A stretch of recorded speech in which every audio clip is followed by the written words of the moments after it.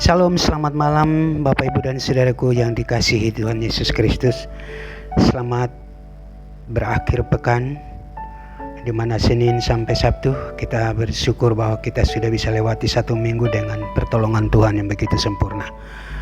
Sebelum kita beristirahat malam, izinkan saya baca satu kebenaran firman Tuhan untuk mengantar kita di jam istirahat malam nantinya.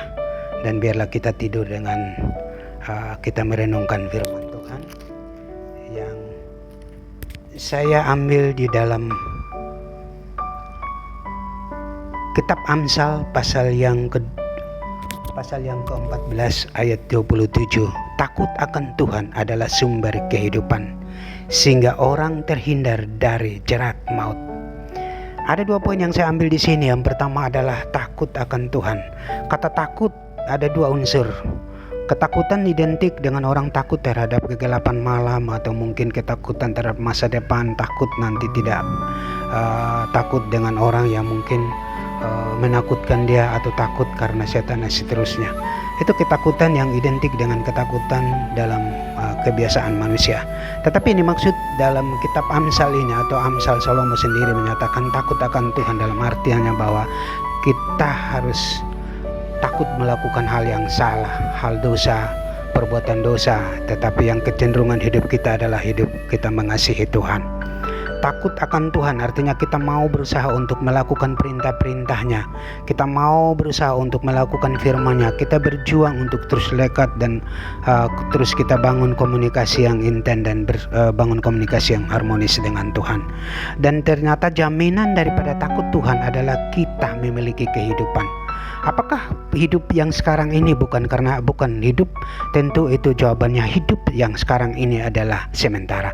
Tetapi hidup yang sebenarnya adalah hidup yang akan datang. Hidup yang sekarang akan menentukan hidup kita yang akan datang.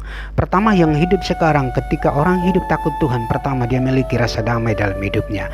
Kedua, dia merasa sukacita dalam hidupnya sekalipun beban begitu sulit atau keadaan hidup yang begitu sulit. Tetapi sama bilang saudaraku yang kekasih dalam Yesus Kristus, orang yang berpegang pada kebenaran Kristus dan hidup mencintai Tuhan, itu sudah menjadi modal utama menjadi orang yang takut akan Tuhan. Dan orang yang takut Tuhan bukan karena ada A dan ada BC, tetapi takut akan Tuhan karena memang dia ada, selalu mengucap syukur pada Tuhan. Bapak Ibu dan Saudaraku yang kekasih dalam Yesus Kristus, poin kedua adalah sehingga orang terhindar dari jerat maut. Kata jerat maut ada dua pengertian. Alkitab mencatat bahwa Yesus sendiri berkata dalam kitab Matius, dibilang begini, upah dosa adalah maut. Artinya kalau kita terlepas dari jerat maut, artinya Tuhan menolong kita lewat rohnya untuk membantu kita sehingga kita tidak hidup menurut keinginan daging.